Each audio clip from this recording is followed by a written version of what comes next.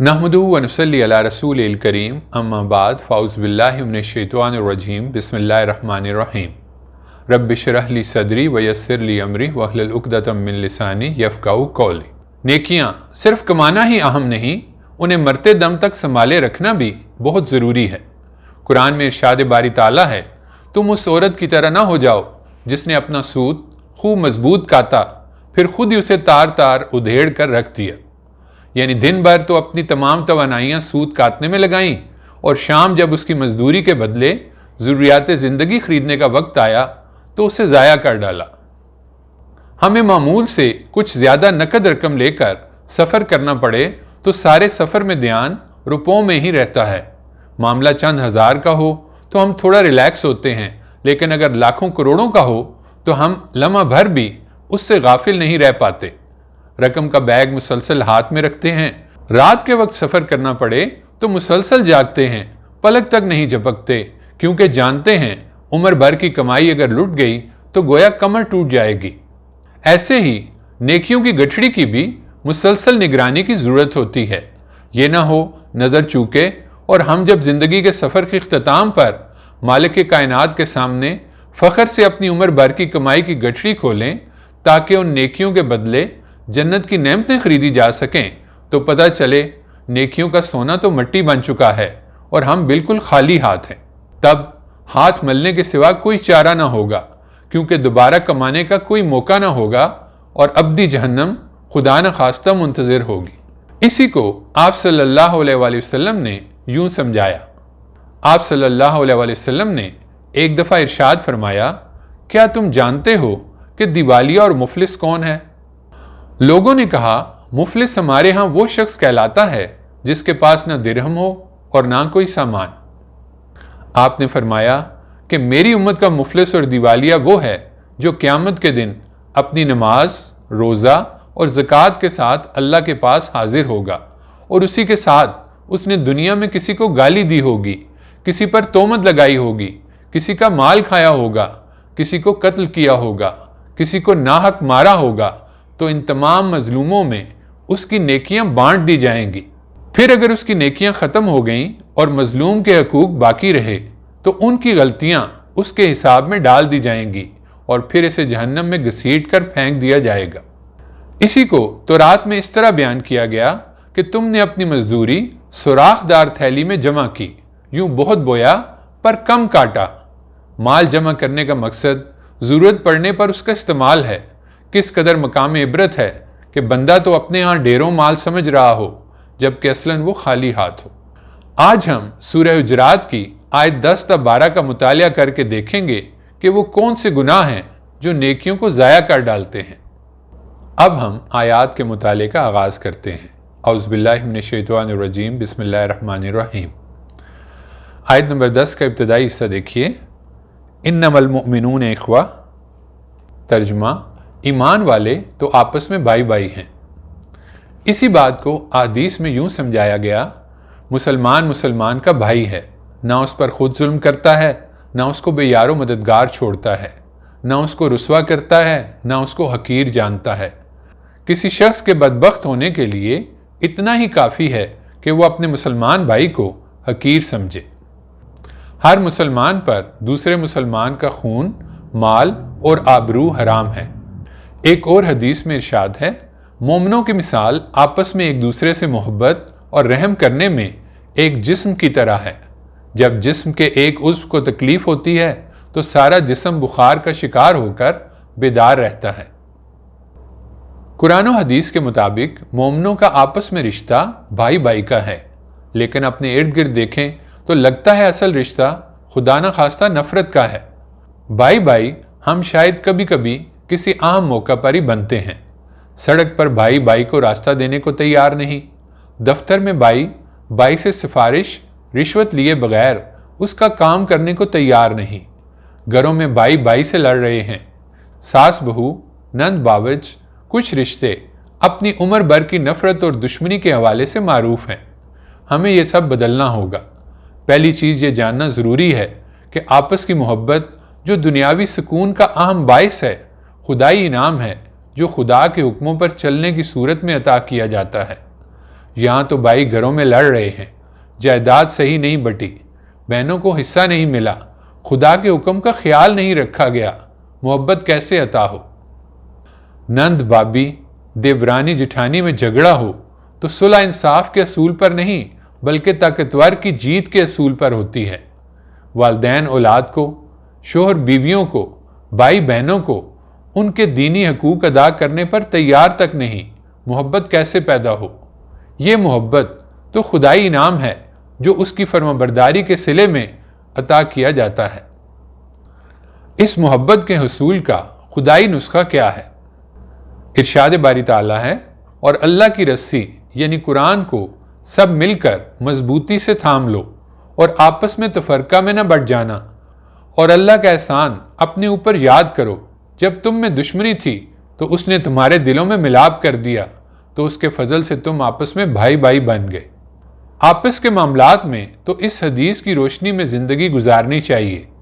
آپ صلی اللہ علیہ وسلم کا ارشاد ہے، تم میں سے کوئی مومن نہیں ہو سکتا یہاں تک کہ وہ اپنے مومن بھائی کے لیے وہی پسند نہ کرے جو اپنے لیے پسند کرتا ہے۔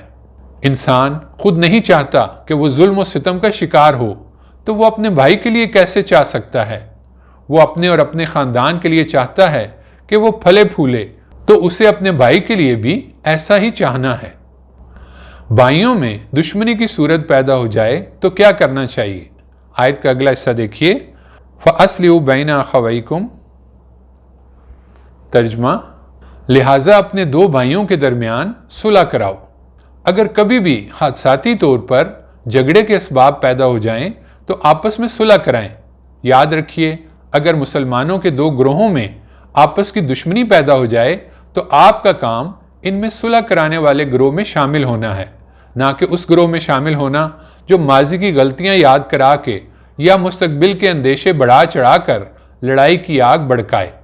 معاملہ چاہے افراد کے درمیان جھگڑے کا ہو یا خاندانوں کے یا گروہوں کے، آخرت میں کامیاب وہی لوگ ہوں گے جو معاملات کو سلجھانے کی کوشش کریں گے، معاملے کی تحقیق کر کے حق پر کھڑے ہوئے شخص یا گروہ کا ساتھ دے، جو ناحق پر ہو اس کو مجبور کیا جائے کہ وہ انصاف والے فیصلے پر راضی ہو جائے۔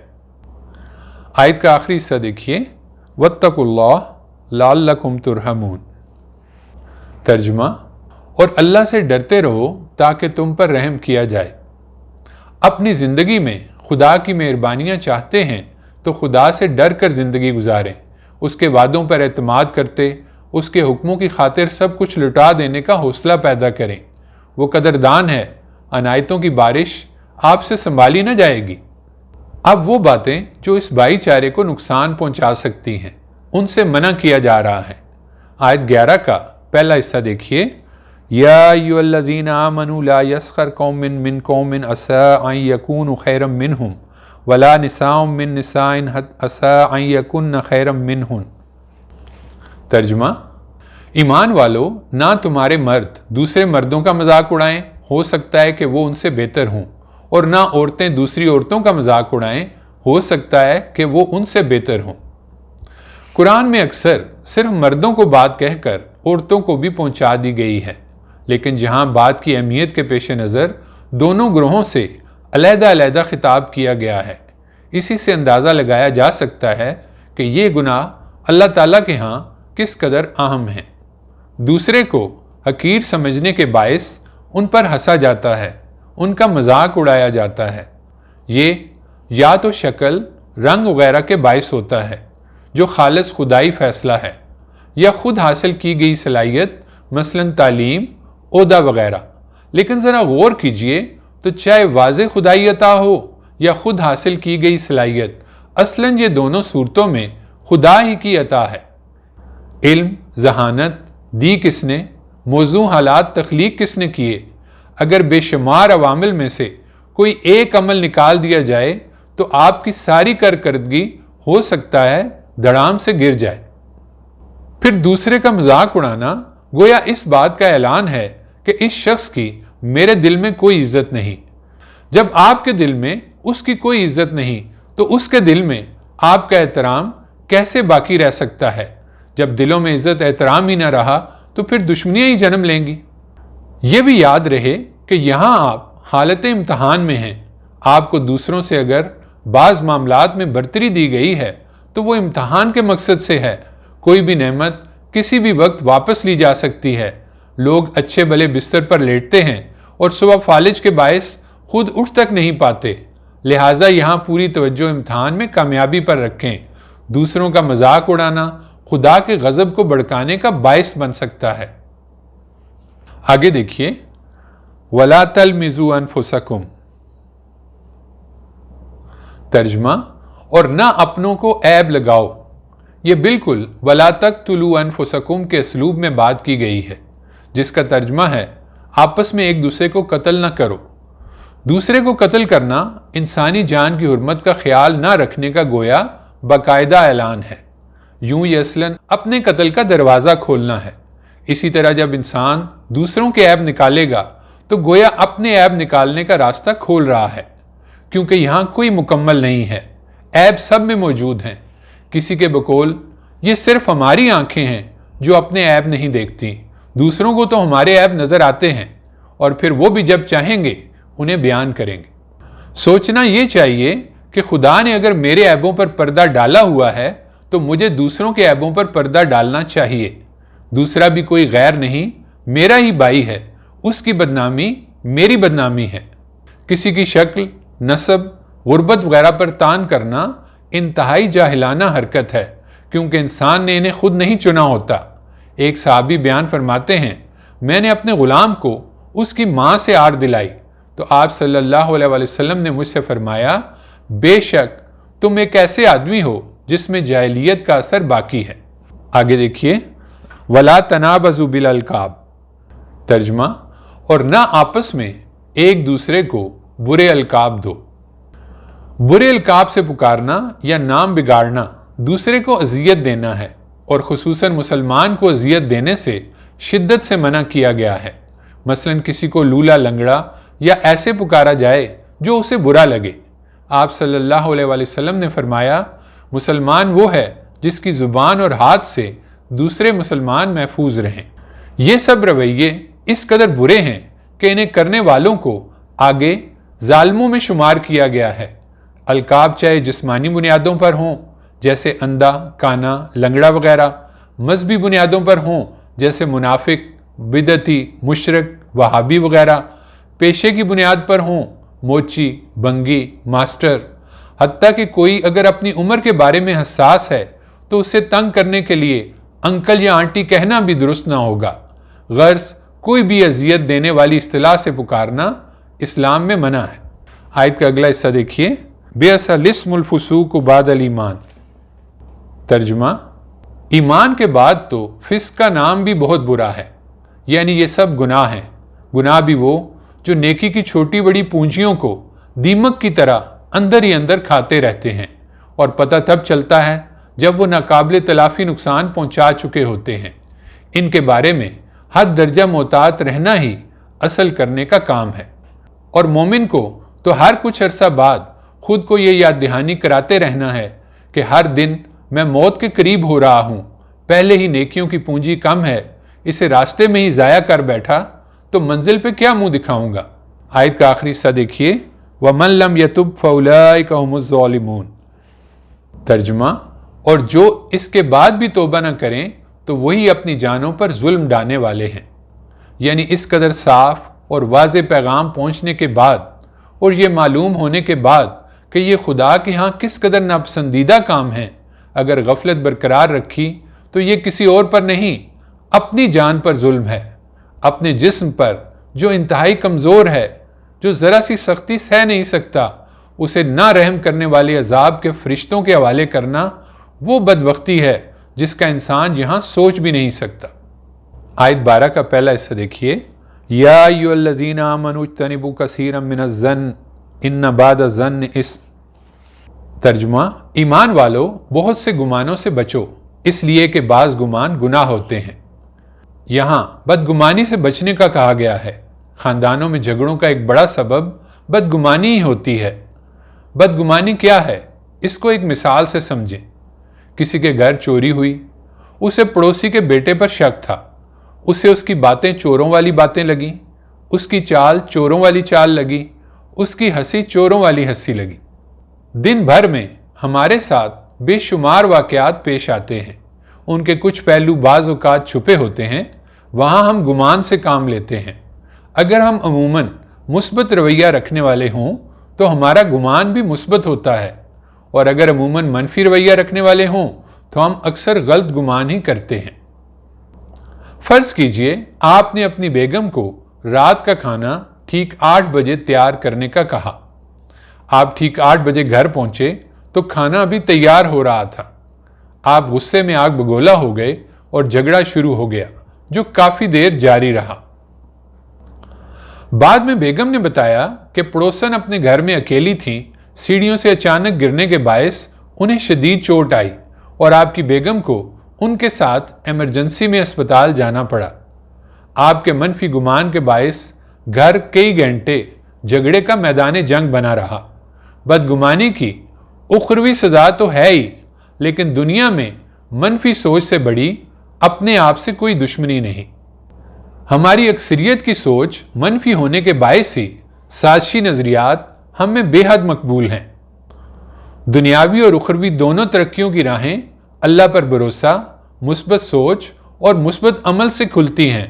اللہ تعالی ہمیں درست طرز عمل اختیار کرنے کی توفیق عطا فرمائے، آمین۔ آیت کا اگلا حصہ دیکھیے، وَلَا تَجَسَّسُوا، ترجمہ، اور دوسروں کی ٹو میں نہ لگو۔ اگر دوسروں کی ذاتی معلومات اس نیت سے لی جائیں کہ ان کے لیے کچھ بہتر کیا جا سکے پھر تو ٹھیک ہے، لیکن مقصد اس کی شخصی کمزوریاں ڈھونڈ کر اسے دوسروں کی نظر میں رسوا کرنا ہو تو یہ بہت غلط طرز عمل ہے جو آخرت کی شدید پکڑ کا باعث بن سکتا ہے۔ آگے دیکھیے، وَلَا يَغْتَبْ بَعْضُكُمْ بَعْضًا أَيُحِبُّ أَحَدُكُمْ أَن يَأْكُلَ لَحْمَ أَخِيهِ مَيْتًا فَكَرِهْتُمُوهُ، ترجمہ، اور نہ تم میں سے کوئی کسی کی غیبت کرے، کیا تمہارے اندر کوئی ایسا ہے جو اپنے مرے ہوئے بھائی کا گوشت کھانا پسند کرے؟ سو اسے تو گوارا نہیں کرتے ہو تو پھر غیبت کیوں گوارا ہو؟ آپ صلی اللہ علیہ وسلم کی ایک حدیث کا مفہوم ہے، غیبت یہ ہے کہ تو اپنے بھائی کا ذکر اس کی پیٹھ پیچھے ایسے کرے کہ جسے وہ ناپسند کرتا ہو۔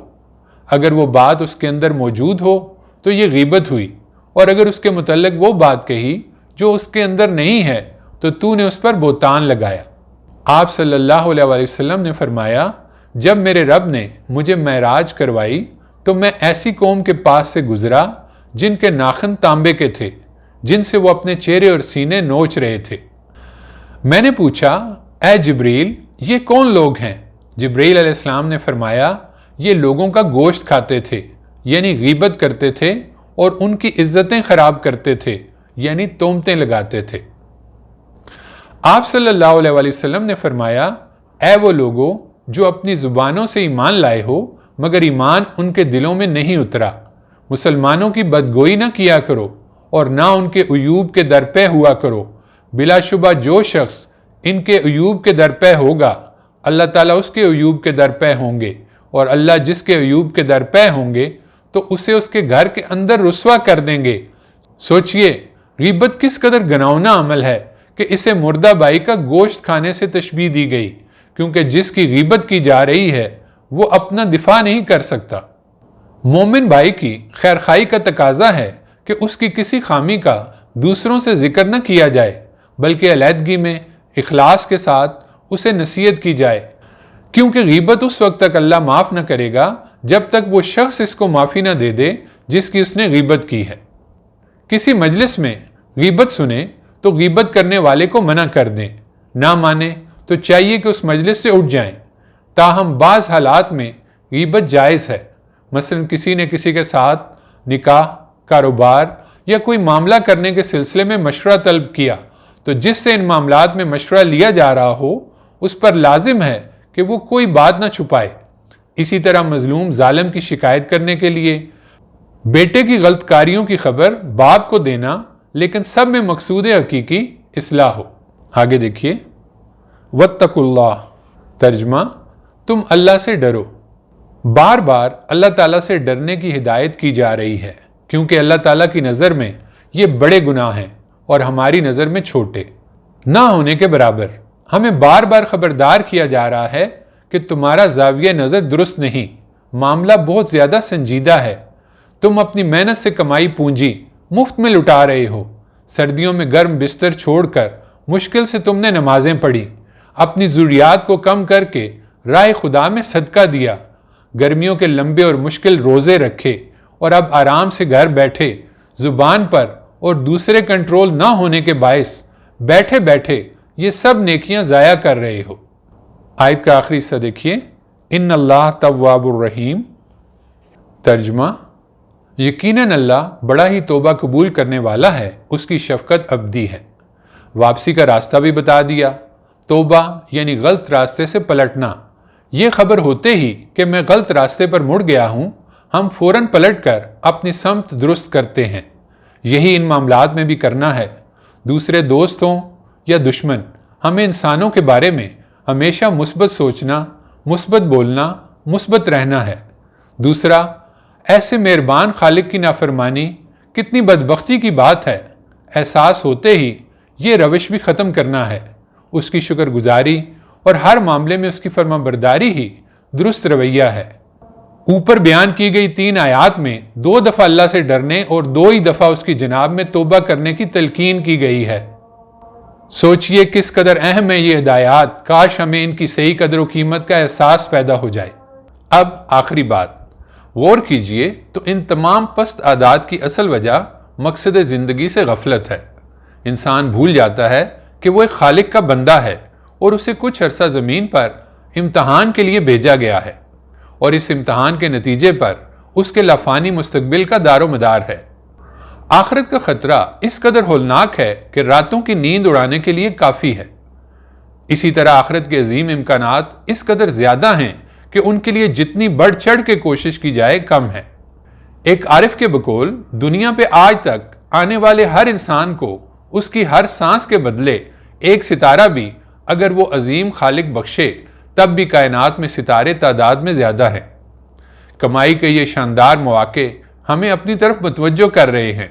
قرآن میں یہ بتایا گیا کہ اصل مقابلے کا میدان تقویٰ میں ایک دوسرے سے آگے بڑھنا ہے۔ خدا کے ہاں رنگ، نسل، نسب نہیں بلکہ صرف ایمان اور عمل صالح کی پونجی کام آئے گی۔ بار بار خود کو یاد دہانی کرائیں کہ میں ایئرپورٹ پر لگی سامان کی کنویئر بیلٹ پر رکھے سامان کی مانند حالت سفر میں ہوں، اور ہر آن اپنے خالق و مالک کے قریب سے قریب تر ہو رہا ہوں۔ جلد ہی میرے مالک کے فرشتے مجھے لینے آئیں گے، پہلے قبر اور پھر حشر کے میدان سے واسطہ پیش آئے گا اور اعمال نامے ہاتھوں میں دے دیے جائیں گے۔ اب خدا معلوم ان میں کیا لکھا ہوگا، غیبت، چغلی، زبان کا غلط استعمال یا سچائی، دیانتداری، فرض شناسی۔ پھر حساب کتاب ہوگا، اور حساب کتاب کے بعد یا تو امن و سکون والی ایک باغ و بہار زندگی ہوگی جس کی نعمتوں کو نہ کسی آنکھ نے دیکھا، نہ کسی کان نے سنا، نہ کسی دل میں ان کا خیال تک گزرا، یا پھر اذیت ناک دوزخ سے واسطہ ہوگا جس میں ڈالے جانے والے کا یہ حال ہوگا کہ وہ وہاں نہ مرے گا اور نہ جیے گا۔ قرآن کا شاید ہی کوئی صفحہ ایسا ہو جو آخرت کے ذکر سے خالی ہو، لہٰذا روزانہ باقاعدگی کے ساتھ قرآن سمجھ کر پڑھنا آخرت کی یاد دل میں تازہ رکھنے اور سیدھی راہ پر ثابت قدمی کا واحد ذریعہ ہے۔ قرآن کو روزانہ ترجمے کے ساتھ پڑھیے تاکہ آخرت یاد رہے اور گناہوں سے بچنا آسان ہو۔ اللہ تعالی ہمیں صحیح راہ پر چلنے کی توفیق عطا فرمائے، آمین۔